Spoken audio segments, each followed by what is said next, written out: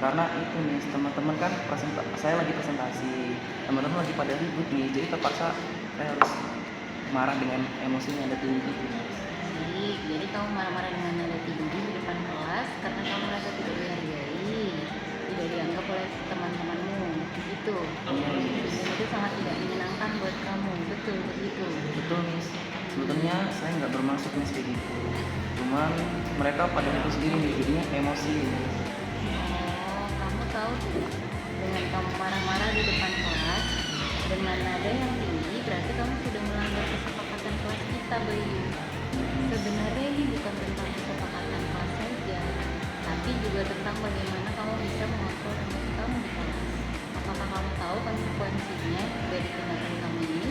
Iya, Miss, saya tahu konsekuensinya. Saya juga mengaku kalau saya salah, Miss. Oke, Miss Dian mengajak kamu dialog di sini bukan untuk mencari kesalahan kamu ya Bayu, tetapi untuk membantu kamu memahami bagaimana kamu bisa memperbaiki ini. Kita coba pikirkan bersama apa yang bisa kita lakukan untuk menghindari hal ini terjadi lagi ya Bayu.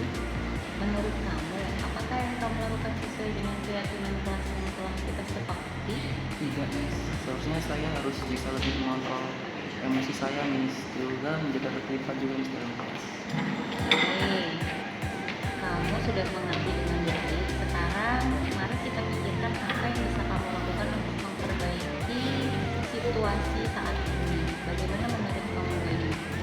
Mungkin saya minta maaf dulu deh, Miss, di kelas juga teman-teman minta maaf. Minta maaf dulu. Lalu ada nggak yang mau kamu tambahkan lagi selain minta maaf? Mungkin saya akan membiasakan untuk mengontrol emosi, Miss.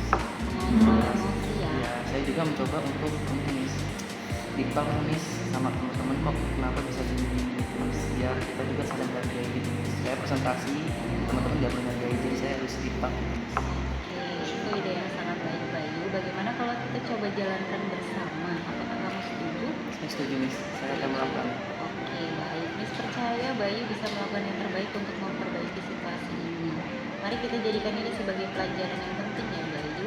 Terima kasih sudah mau bekerja sama. Terima kasih kembali, Miss. Setelah berbicara dengan Miss Dian, saya merasa sangat lega mendapatkan solusi yang harusnya saya lakukan dari masalah itu.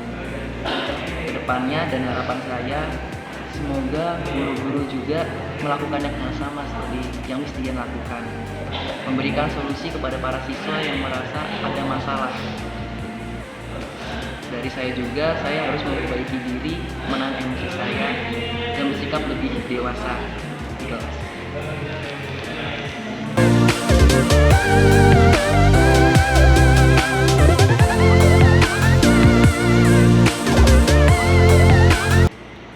Halo Cak.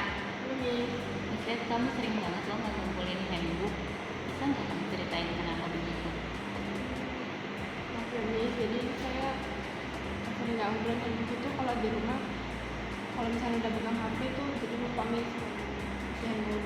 Oh gitu. Jadi kamu lupa mengumpulkan handbook itu biasanya karena di rumah suka main handphone dan kelupaan ya. Ya, Miss. Kesenangan main handphone ya. Ya, jadi kalau di rumah kelas sekolah gitu apa ya pegang HP sampai kelupaan gitu terus ketiduran.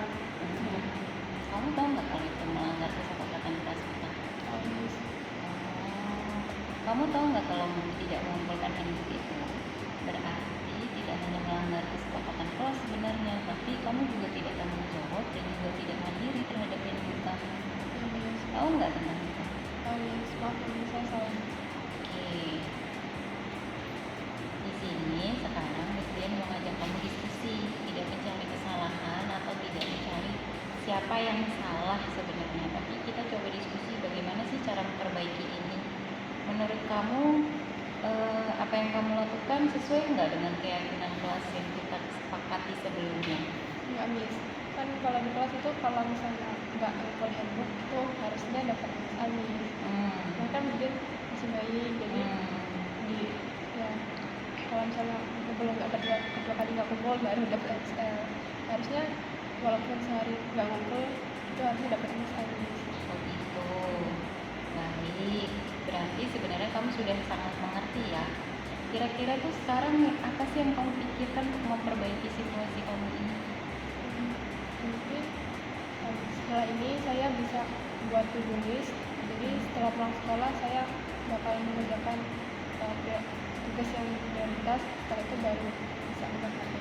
Baru bisa pegang. Oke, itu ide bagus ya. Jadi kamu buat to-do listnya dulu, buat jadwalnya dulu setiap di rumah ya. Jadi tidak semua waktu di rumah itu dipakai untuk memegang handphone gitu ya, memegang tugas, mengisi handbook. Ide yang sangat bagus ini kira-kira boleh tidak kalau kita ajak orang tuamu juga untuk tahu, lalu kita mulai berubah.